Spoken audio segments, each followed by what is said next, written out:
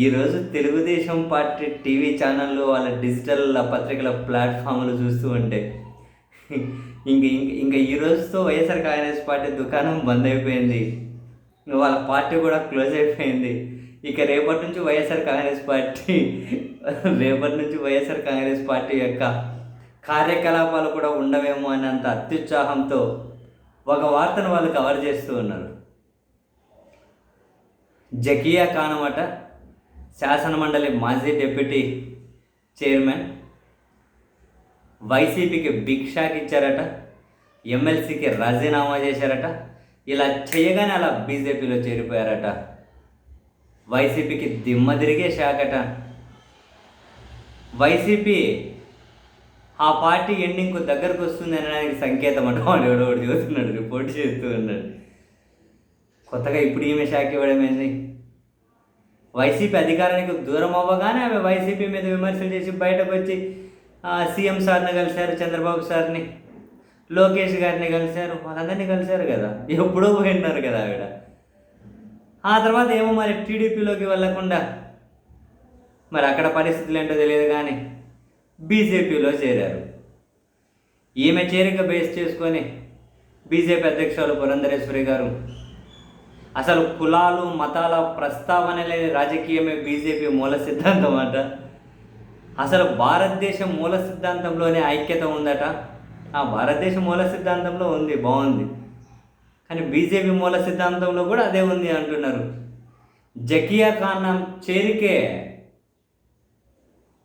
బీజేపీకి కులాలుండవు, మతాలుండవు, ఐక్యత తప్ప బీజేపీ మరేమీ కోరుకోదని చెప్పడానికి ప్రగాఢమైన సాక్ష్యం అట, ఒక పర్ఫెక్ట్ ఎగ్జాంపుల్ అట.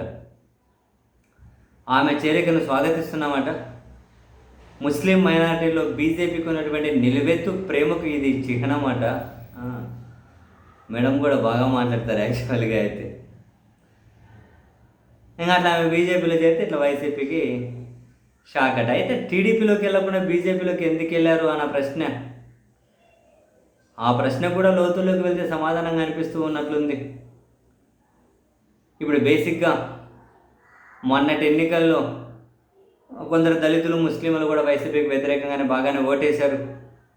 ఇప్పుడు సంవత్సరం రోజుల నుంచి జరుగుతున్న పరిణామాలు ఈ ఎన్డీఏ కూటమికి చాలా వ్యతిరేకంగా కనిపిస్తున్నారట. ఇప్పుడు బీజేపీ మీద వ్యతిరేకత ఇటు టీడీపీ మీద కూడా వాళ్ళు చూపెడుతూ ఉన్నారట.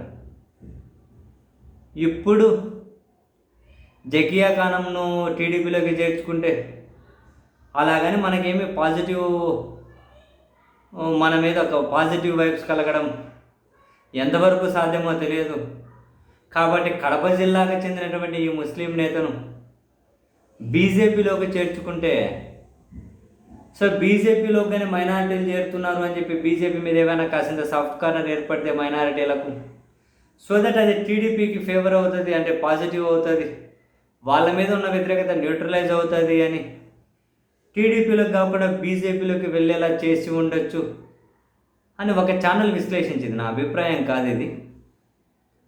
బహుశా మరి ఆ విశ్లేషణలో నిజముందో, లేకపోతే టీడీపీలో ఆమె చేరికకి ఏమైనా అడ్డంకులు ఎదురైతే బీజేపీలోకి పోయారో తెలియదు.